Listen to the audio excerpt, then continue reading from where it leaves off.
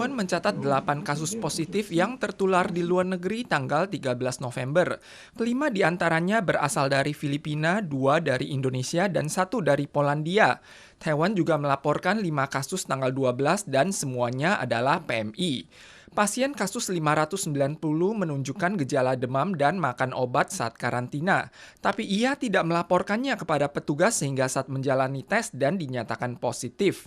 Departemen Kesehatan akan menjatuhkan sanksi sebesar 100.000 hingga 1 juta dolar Taiwan. 说会依违反传染病防治法第58条，就是裁罚10到100万。 Isu mengenai efek samping yang terjadi setelah vaksinasi juga dikabarkan terjadi pada seorang wanita berusia 28 tahun. Dokter merekomendasikan vaksinasi flu 1 bulan setelah ia melahirkan. Tak diduga beberapa hari kemudian ia menderita miokarditis yang memicu kegagalan banyak organ. Pihak keluarga curiga hal ini berkaitan dengan vaksinasi. Namun dokter menyatakan miokarditis biasanya berkaitan lebih banyak dengan infeksi virus dibandingkan dengan vaksinasi. Pihak keluarga korban telah mengajukan permohonan bantuan untuk korban vaksinasi saat ini.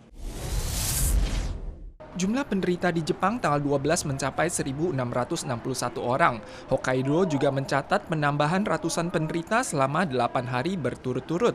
Di sisi persiapan Olimpiade Tokyo, komite akan melonggarkan metode karantina masuk. Para peserta tidak perlu menjalani karantina selama 14 hari.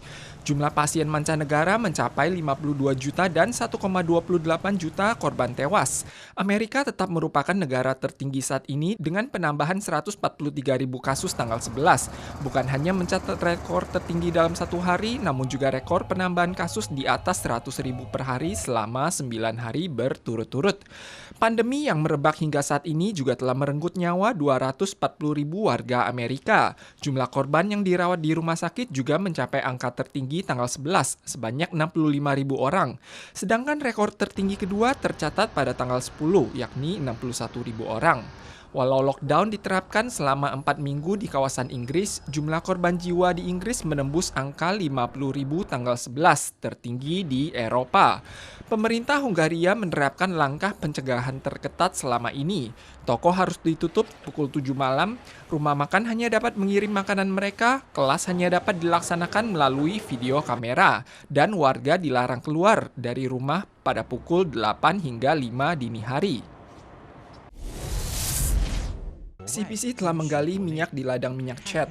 Minyak pertama akan dibawa kembali awal Desember dari sumur minyak tersebut.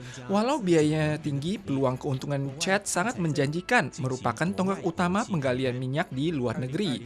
CPC berjanji Taiwan memiliki kemampuan untuk membawa pulang minyak tersebut. Diperlukan sejumlah persiapan dan sarana infrastruktur untuk menggali minyak di Chat dan harus melewati negara tetangga Kamerun untuk tiba di dermaga. Hal ini juga tercapai akibat hubungan diplomatik dengan Chad di masa lalu.